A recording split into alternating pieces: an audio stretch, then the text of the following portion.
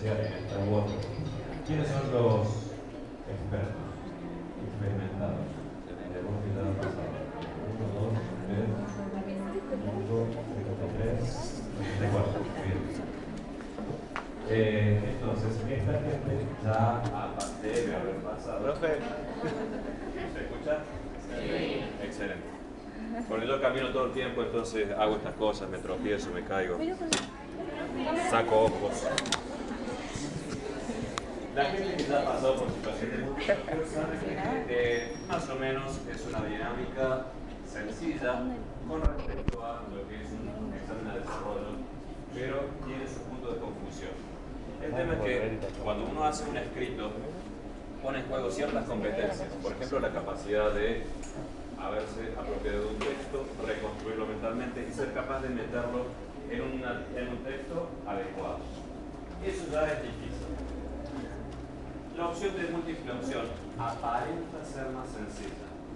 ¿Por qué? Porque no tengo que poner en juego habilidades de redacción, pero tiene su punto difícil cuando la gente cree que solamente es reconocer. Efectivamente, la mayoría, cuando pasamos por las primeras instancias, creemos que es leer una pregunta, ver las respuestas y nuestra mente rápidamente nos va a dar una opción correcta, porque reconoce ciertas palabras, una estructura que ya se usó y la reconocemos del texto, y esa es una mala estrategia en general. ¿Por qué? Porque yo no debería simplemente guiarme por una cuestión de memoria visual o una memoria lingüística. Estas preguntas, lo mismo que las preguntas de un examen de desarrollo o cualquier otra de verdadero o falso, deben ser pensadas y respondidas con cierta estrategia. ¿Sí? Entonces, vamos a hablar un poquito de estas estrategias, de cómo se formulan las preguntas de múltiple opción y cómo hacer para responderlas con ciertas garantías, que bueno, depende si también estudias o no. Entonces, las preguntas de opción múltiple tienen un tiempo. Lo primero que tengo que hacer es organizar, fundamental, y dejarme tranquilo que me va a alcanzar el tiempo.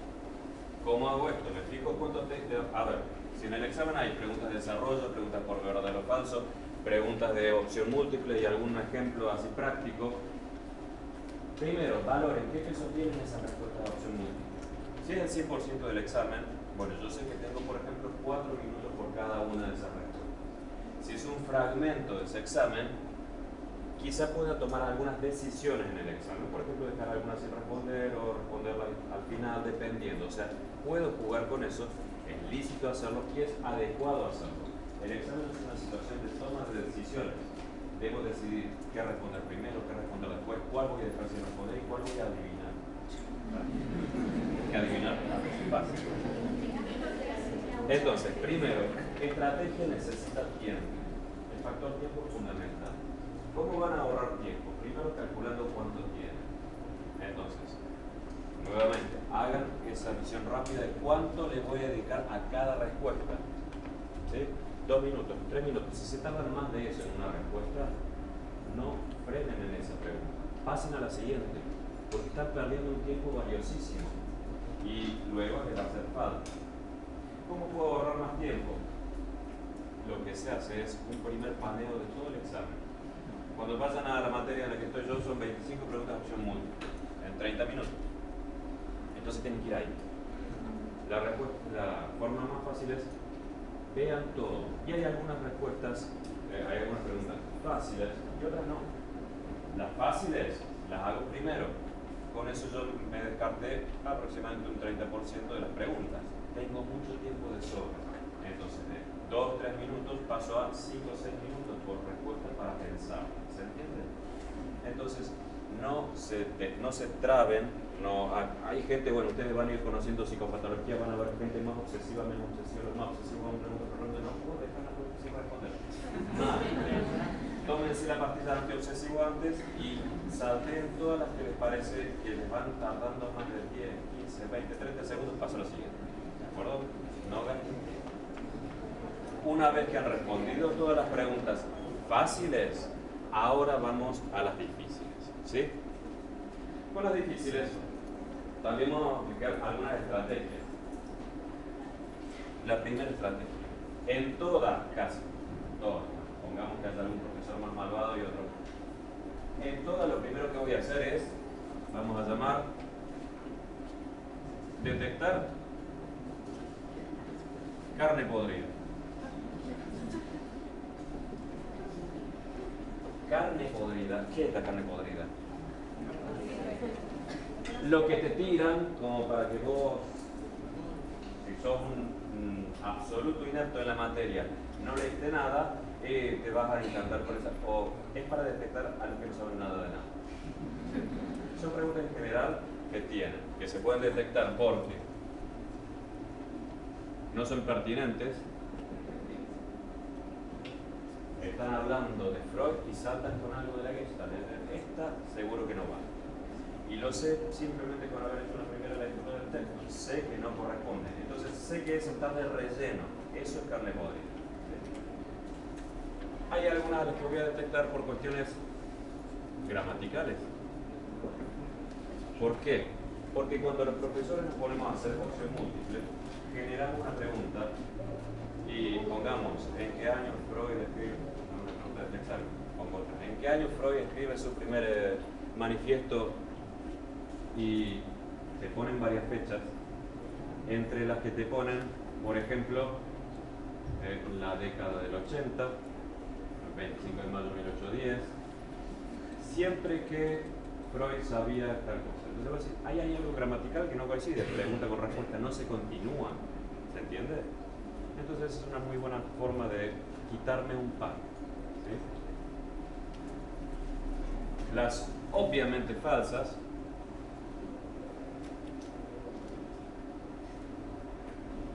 que también están hechas para detectar ya no al que no leyó nada, sino al que tiene, por ejemplo, las obviamente falsas van a incluir cuestiones como no, siempre, etc. A las que hay que estar atento. Es, las pongo en esta categoría y no en la siguiente, porque en la siguiente entran las que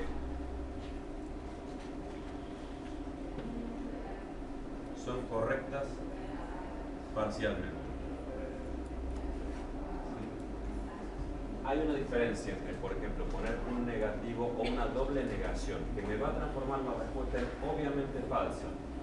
Por ejemplo, Freud no escribió ningún texto de la Gestalt. ¿Sí? A Freud escribió algún texto de la Gestalt. La pregunta es obviamente falsa, la respuesta obviamente falsa, pero la voy a detectar solamente si estoy sumamente atento a las cuestiones gramaticales y sintácticas. ¿Se entiende? Ya vamos a ver cómo hacer con esto. Ahora, si yo descarto la carne podrida y descarto todo lo que es relleno, las gramaticalmente incorrectas, las que son extremadamente fáciles,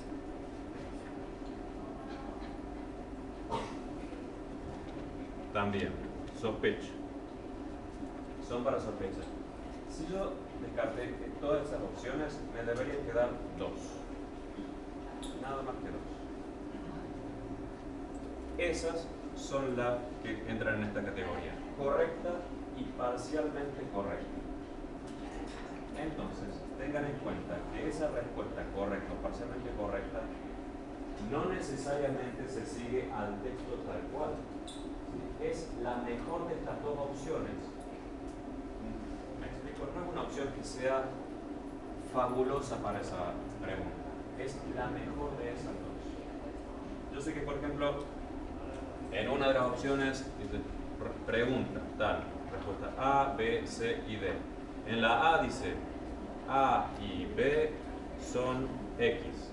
En la B dice A es X. En la C dice cualquier absurdo y acá cualquier absurdo. Las dos van a ser correctas, pero hay una más pertinente. ¿De acuerdo? Entonces, un criterio era pertinencia y otro criterio es completud. Voy a optar siempre por la respuesta más completa. Un dato extra. Siempre que ese dato extra no sea carne podrida. ¿De acuerdo? ¿Hasta acá vamos bien? Bueno, fácil, ¿no? Me ponen nervioso. Ay, disculpa.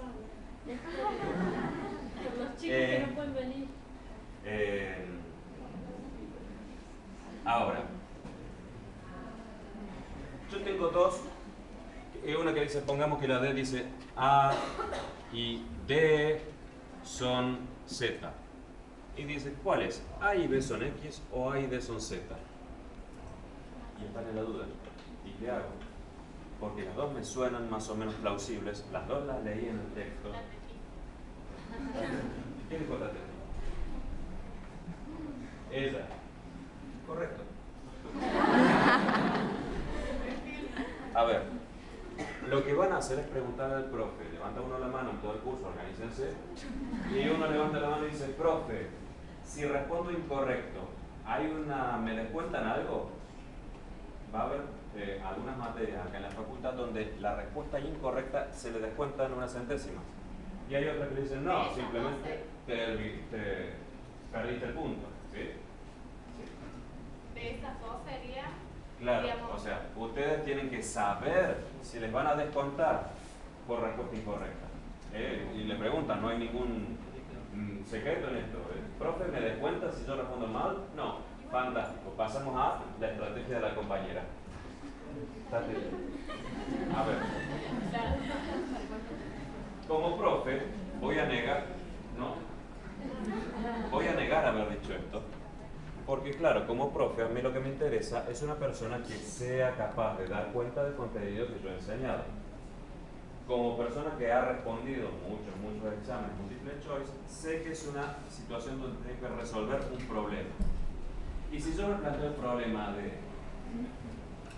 tomo una opción y tengo el 50% de ganar, 50% de perder, me parece bien, aceptable. Opción B, no decido nada, tengo el 100% de chances de perder. Ni dos dedos de frente me hacen falta para irme a 50-50. ¿De acuerdo? Entonces, yo de vuelta les pongo, el examen, todo examen es una toma de decisiones. Decido cómo emplear mi tiempo y decido qué estrategia usar. Entonces, si la estrategia me da que tengo un 50% de posibilidades, la voy a aplicar. Si puedo mejorar ese porcentaje, más todavía, ¿sí? Lo voy a seguir aplicando, sin miedo. Ahora, cuando uno respondió las fáciles, hizo el primer paneo, respondí las fáciles, gané tiempo. Descarté todo lo que no, y les voy haciendo marquitas. Si tengo un papel y un lápiz, puedo tachar, ¿sí? O yo puedo tener un papel y un lápiz. Le digo, profe, voy a usar un papel y un lápiz. Perfecto, te lo van a revisar. Listo. Vayan tomando nota de lo que ustedes van respondiendo, de las dudas que tienen. Por ejemplo, si es en pantalla, yo veo una pregunta 23, revisar. Me queda una duda. Anótense, porque después no se van a acordar. Organícense. ¿De acuerdo? Entonces, a medida que voy respondiendo, voy haciendo marcas o anotaciones. Pregunta 2, tacho dos opciones, C y D incorrectas. Y me queda A y B. Cuando yo vuelva, voy a saber que tengo que optar entre esas dos. ¿Sí? Ahora vienen las preguntas difíciles, las que se saltearon al principio, las que van a tener que razonar. Ahí van a tener que emplear entonces una estrategia de no reconocimiento, sino una estrategia de pensar. Lo que van a hacer más eficazmente es no leer las respuestas ahora, leer la pregunta 1, 2, 3 veces. ¿Por qué? Porque las preguntas tienen un eje tan claves. Para empezar me dicen qué se espera de la respuesta. Y si yo leo la pregunta e inmediatamente la respuesta, mi mente me va a guiar rápidamente a una de las respuestas y no sé si es cierto. Entonces, tapo las respuestas, leo la pregunta 1 o 2 veces y trato de responderla yo. Y luego comparo mi respuesta con las dos posibles. ¿Sí? Esa es una estrategia. Y la otra estrategia, seguidamente, es leo la pregunta y leo una de las respuestas. Leo la pregunta, leo otra de las respuestas y digo cuál de las dos tiene más sentido. Y para ponderar eso le voy a hacer simplemente pregunta, respuesta A, ¿es verdadero o falso? Pregunta, respuesta B, ¿es verdadero o falso? ¿Sí? Con un cuadrito simple así de verdadero o falso para opción A, verdadero o falso, opción B, debería quedar en claro. ¿Sí? Si no, siempre pasamos al algoritmo de la compañía. ¿De acuerdo? Lo que no se aconseja es tratar de hacer un pool mental con las 4 respuestas todas juntas e ir viendo entre las 4. No. Lo que sí también pueden hacer es, leo la pregunta y ahora voy a comparar las 2 respuestas entre sí. La respuesta A y la respuesta B, ¿en qué se diferencian? Una es más completa, una tiene un negativo, uno tiene no sé, voz pasiva, algo que me está deformando levemente la respuesta esperada. ¿Se entiende? El sol alumbra la tierra alumbra el sol es alumbrado por... Alguna de esas me está indicando que esa es una falla. Pero si yo apelo simplemente la estrategia de reconocimiento, están todos los elementos. Sol alumbra tierra. Depende del orden que lo ponga, y si le pongo un negativo o alguna frase subordinada, ya me puede confundir fácilmente. ¿Se entiende? De hecho, también son buenos los test para detectar disfunciones neuropsicológicas. Pero bueno, no me cae. Ahora, una vez que yo respondí, en teoría, todas. Me faltan, ustedes van a tener un reloj, si en la computadora tienen un timer, tienen un relojito. Entonces van a ver que dice, faltan 5 minutos. No es para que se pongan nerviosos. No es sadismo. Según vos. Algunos sí. Es más, en algún momento de sadismo le van a golpear el... Me quedan 2 minutos y usted... Gracias. Pero la idea no es el sadismo. La idea nuevamente es la estrategia, la organización. Si yo veo que me quedan 5 minutos, debo tomar una decisión. Desesperarte. Sí, me desespero y salgo corriendo, es una opción. Es lo que hago yo. Sí, no es muy bueno. Las otras decisiones posibles a tomar es, continúo con las respuestas que me son más complejas, que probablemente me consuman todo ese tiempo, o corrijo las que ya respondí y tengo alguna dudita, pero va a ser más rápido. ¿De acuerdo? Entonces, toma la decisión. La decisión aconsejable es, hay 2 que no las sé, o hay 2 que no son muy complejas, las voy a dejar. Olvídense, no hay problema, son 2 de 20. Y hagan que el resto esté bien repasado. Ahora, para repasar esas preguntas, no voy a hacer lo mismo que antes. Ya de entrada sé que tengo un montón de cartas, entonces ahora lo que voy a hacer es leer nuevamente, detenidamente, la pregunta y la respuesta que yo elegí. ¿Entienden? Y voy a tratar de detectar si me están haciendo alguna trampa. No es que las propias hagan trampa.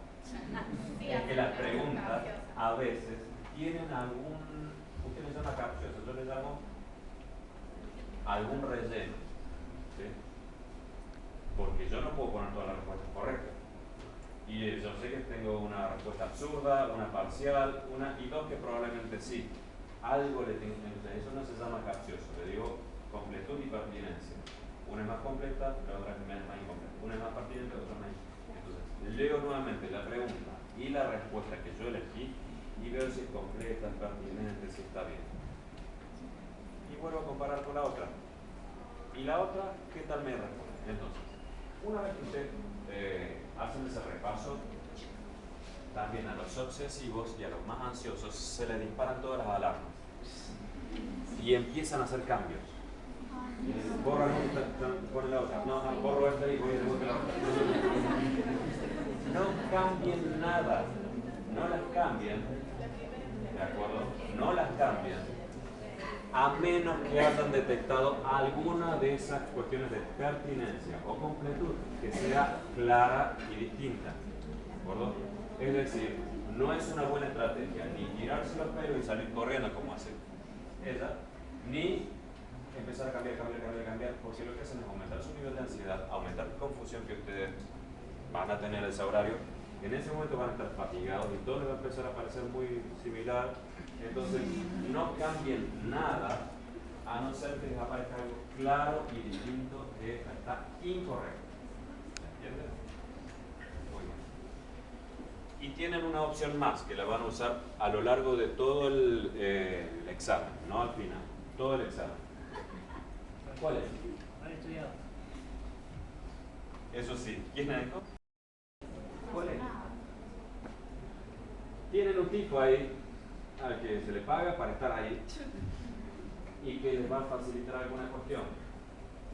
¿Qué es lo que le va a facilitar? Normalmente los profesores más jóvenes, por el neuroticismo propio que tienen, porque yo ya estoy viejo, entonces puedo hablar más de ellos, van a facilitar más. A ver, pero en general no podemos facilitar mucho, porque ustedes van a decir, mire, ¿es la A o la C? El profe, tengo una duda. ¿Es esta o esta? Y el profe dice, no me pregunté eso. No le van a responder eso. Se paró. Bueno, yo lo hago. Sí, no es esa la pregunta que les va a responder un profesor. Al profesor, úsenlo de otra manera.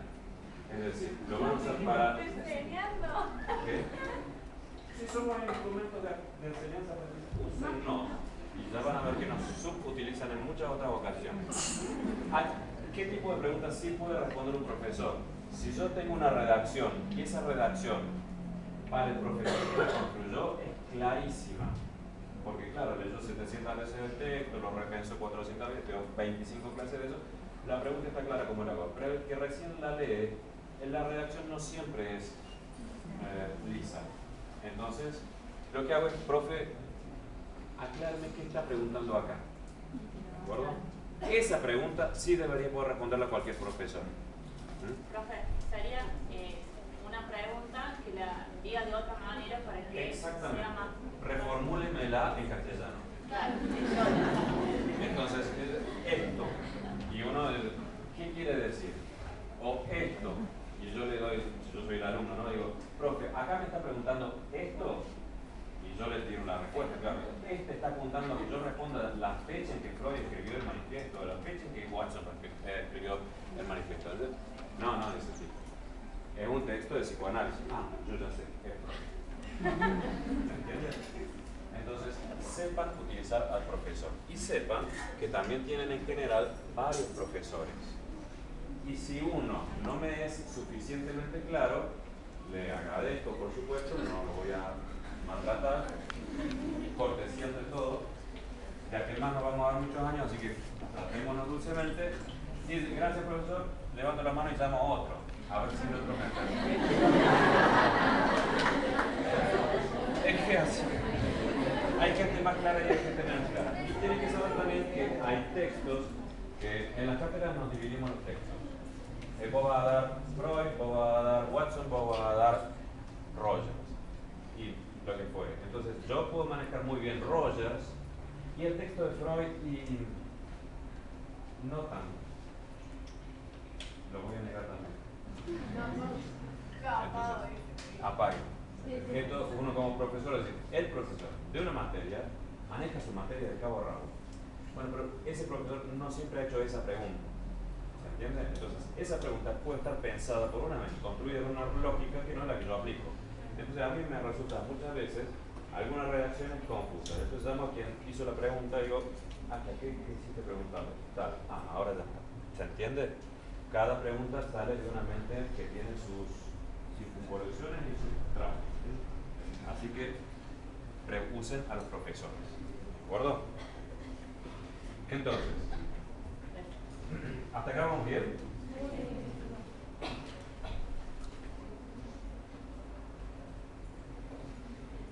Bien. Cuando revisen, van a revisar las que ustedes habían marcado como tengo dudas. Y siempre van a revisar todas, aún las que les haya parecido fáciles. Porque en esas fáciles, recuerden que su mente les va a hacer trampa. Ahora ustedes hacen trampa a ustedes mismos. Porque recuerden que la mente automáticamente va a sacar una respuesta correcta. ¿De acuerdo? Nuestra mente tiene algoritmos, entonces funciona rápidamente, pero no siempre acertadamente.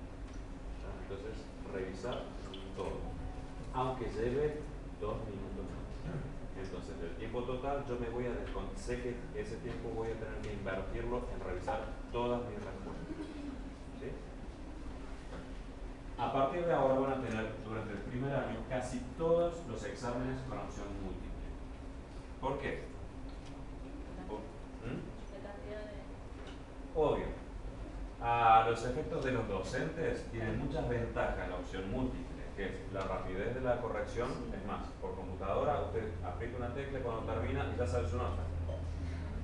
Y si no, si es en papel, bueno, uno se lleva un toco de papeles, pero aplica métodos más primitivos y en 2 días tengo la respuesta de 1000 personas.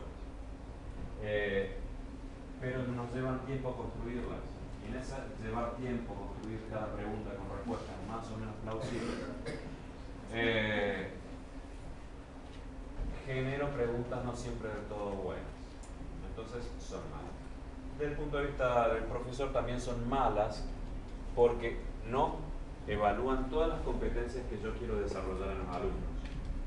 A partir del segundo año y tercero mucho más en adelante, ustedes van a tener que poner en juego otras competencias, que son las de lectura y producción, escribir textos, y de ahí cuando uno se recibe mucho más. Entonces, cuando les toque hacer ese tipo de exámenes, van a tener que aprender a hacer otro tipo de exámenes. ¿Cómo hablar en psicológico en un examen de psicología? Por ahora, entonces, no ocuparse de eso, simplemente aprender a responder preguntas de opción múltiple. Este primer examen es un buen test y nos va a venir muy bien para aprender. Probablemente varios de ustedes fracasen, aún saben que su mente le va a decir, yo sé este texto.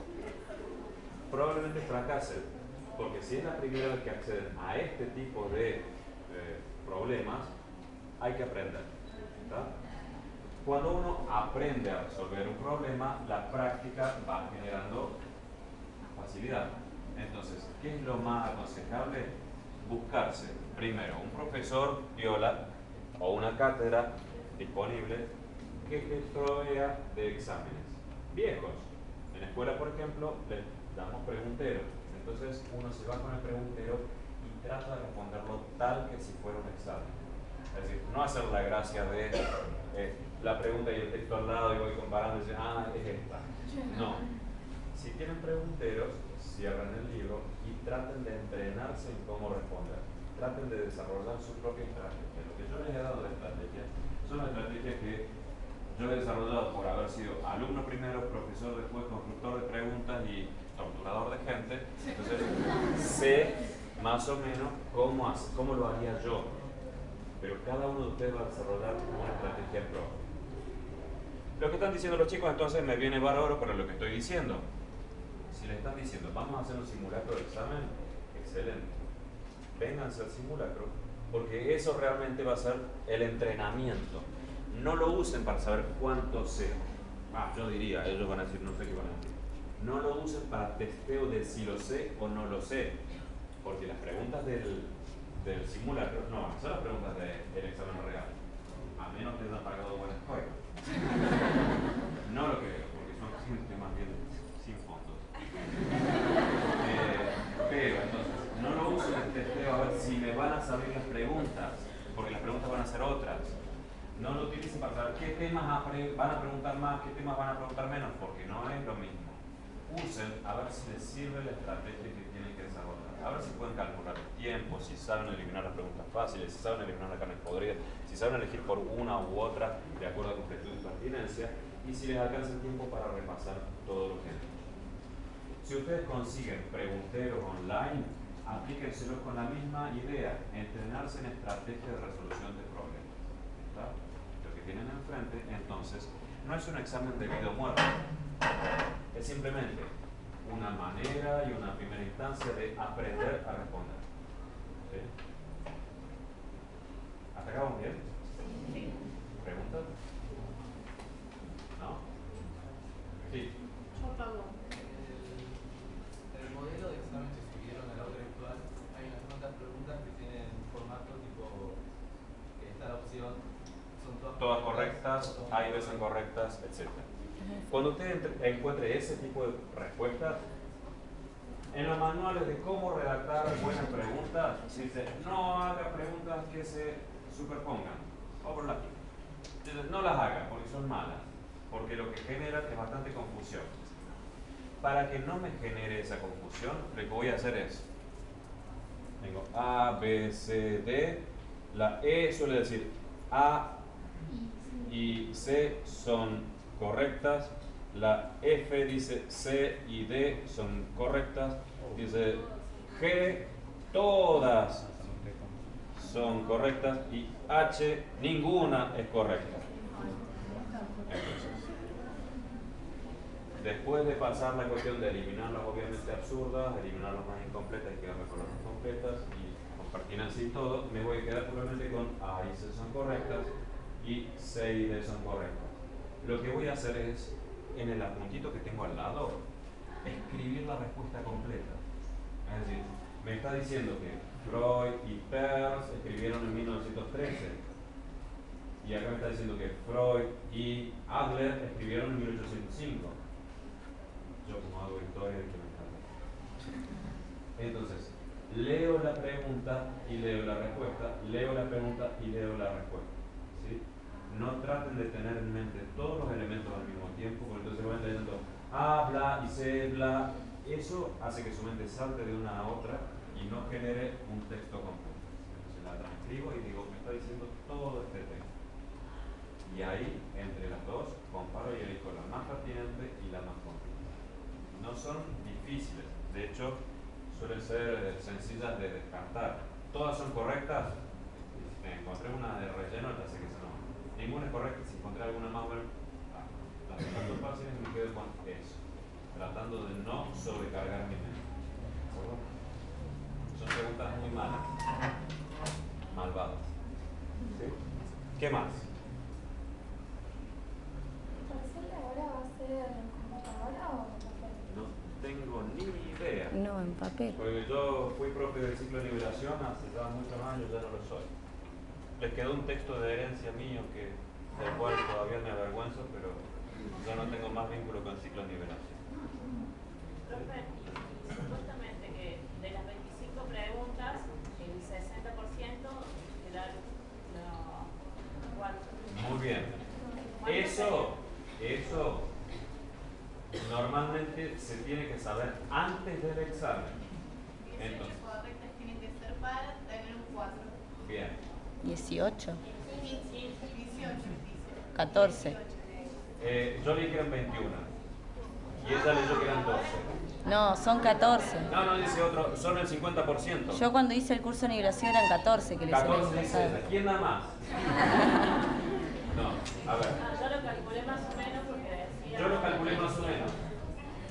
Ni calculen, ni sé quién por lo que dice ella, que ya sabemos que es un poquito exagerada, ni ella que lo hizo hace 2 años, ni yo que lo hice hace mucho tiempo. Y ni siquiera nos tomaban exámenes como estos. ¿Sí? Lo que uno va a hacer es ir, ustedes tienen online o en el cuadernillo, en el apunte, un reglamento y un programa. Acostúmbrense a trabajar con los programas. En el programa tiene que estar establecido eso. ¿Cuántas preguntas? ¿Qué porcentaje? Si me quedan dudas, antes del examen, profe, ¿cuántas tengo que tener correctas para llegar al 4? ¿Cuántas tengo que tener correctas para llegar al 7? Cuando vayan al examen, por ejemplo, ustedes entran al examen por la computadora y les salen una chorrera y dicen, mire, si ustedes tienen entre 1 y 3 preguntas, es un 1. Si entre 3 y 7 es un 2. Y así dicen. Entonces uno ya lo tiene y lo sabe. ¿Por qué? Porque ustedes tienen que tomar decisiones. Y si yo sé que tengo 12 bien de estas, y luego tengo que seguir con las de desarrollo, pero 12 bien ya me alcanzan, y yo optaría por seguir con las de desarrollo, porque sé que estas ya están.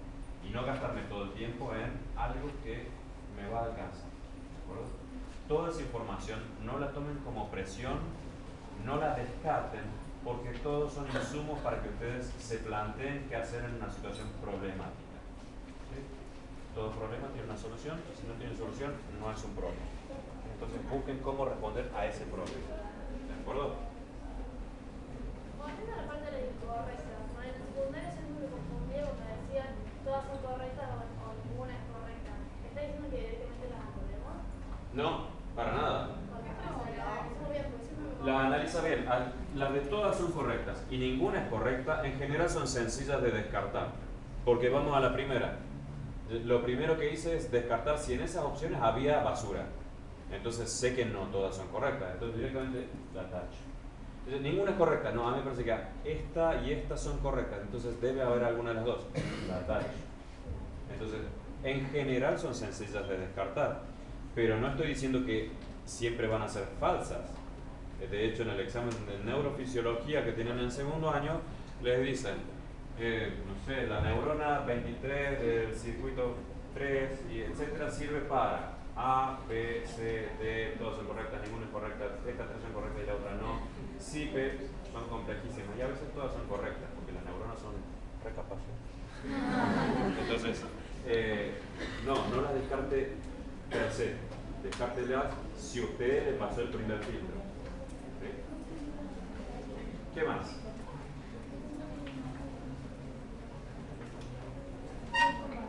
¿Qué más? Bueno, y luego toca un tema importante, no menor, pero que ya no tiene que ver con lo académico. Son los nervios. Cuando uno se enfrenta a un examen, se pone sumamente nervioso. Y de hecho puede estar perdiendo 10 minutos con la pantalla y la mente en blanco. Se ríen, pero dentro de unos días no se van a reír. ¿O no? ¿O no? Yo lo hice hace 2 días, así que... Bien. ¿Se quedó en blanco? Sí, me quedé en blanco. Bien. A ver, en estos exámenes traten de relajarse un poco. No se están jugando la vida o la muerte como les dije hace un rato. Es solamente un examen que tiene una recuperación. Es una instancia de entrenamiento que me tiene que servir a mí y que me va a servir para la siguiente hacerla mejor. No se preocupen tanto. Tampoco es que se estén jugando el resto de su vida profesional ni el resto de su éxito como humanos. No, es un tonto examen de ciclo de liberación. Dentro de 2 años van a decir, ¿cómo me ponía nervioso por eso?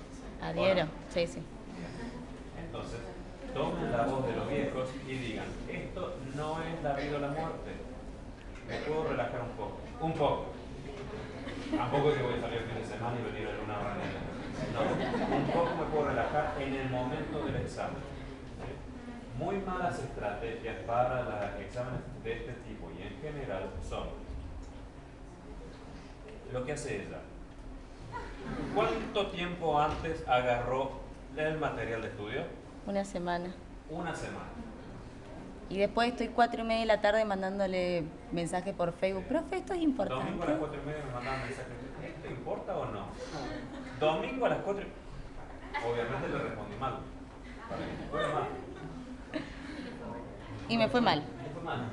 Entonces, no, mala estrategia es 1 semana me va a alcanzar, 1 semana no alcanza. Nunca alcanza.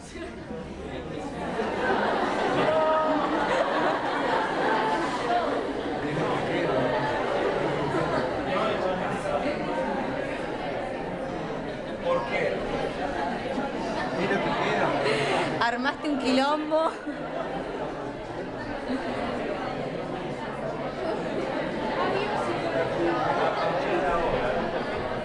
Ustedes están en tiempo de descuento. Como dijo Lucy cuando me presentó, yo estoy formado en psicología cognitiva, neuropsicología cognitiva, todo lo veo más o menos de la misma forma, cuadradito. Y entonces yo digo, debo organizarme. Si tengo un examen, ¿con cuántas hojas? ¿Cuántas carillas tienen? ¿Saben? ¿Cuántos temas tienen? ¿Saben? ¿Cuántos temas por día son capaces de ustedes avanzar? ¿Usted cuántas hojas lee por día? ¿Yo? No sé. Mal. Yo debo programar. Este examen es uno de los más breves que tiene. A ustedes parece una montaña, pero cuando caigan en las materias del primer año van a tener que ver que tienen cordillera. Y varias, ¿sí? Una atrás de la otra. Y después tenés Alpes. La cordillera, después está la supercordillera. Entonces, 1 semana no basta, porque acá en ciclo de nivelación tienen un solo trabajo que hacer, es leer este apunte. Es la única condición que van a tener favorable.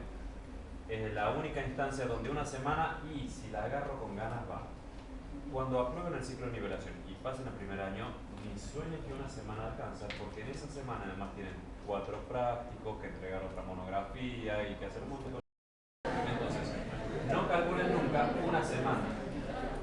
más tienen una semana introducción, siguiente semana escuela, siguiente semana y ya van atrasados con una, no van a llegar. Para reconocer un examen hace falta tiempo, ¿no? Otra muy mala, entonces, la estrategia adecuada sería agarren todos los días, de acá hasta que se reciban, todos los días. ¿Quién hace deporte? ¿Profesionalmente? ¿Qué hace? Básquet. ¿Cuántas horas entrena un basquetbolista profesional por día? Mínimo. ¿Algún otro hace deporte federado? ¿Profesional, semi-pro? ¿No? Hockey. ¿Cuántas horas entrena por día? 6 horas, 4 horas, 8 horas, 10 horas entrenando para hacer hockey profesional. El hockey profesional, con todo el respeto para los hockey, no sé cómo se llama, es mucho más sencillo que responder una pregunta de un examen de escuela correcta y exigente. ¿Sí? Se ponen en juego otras habilidades motrices. Entonces, si yo digo, para ser un profesional del hockey, debo entrenarme 6 horas por día, para ser un profesional de la psicología, debería entrenarme más o menos lo mismo. Porque debo ser muy bueno en lo que haga. Van a tener en su mano vidas y saludes mentales y enfermedades mentales de gente. No puedo andar así a la tontera y más o menos leyendo automáticos. No es adecuado. Entonces, la idea es todos los días agarrar un poco. No quedarse un día sin leer. Segunda estrategia muy mala. ¿Cuántas horas dormían?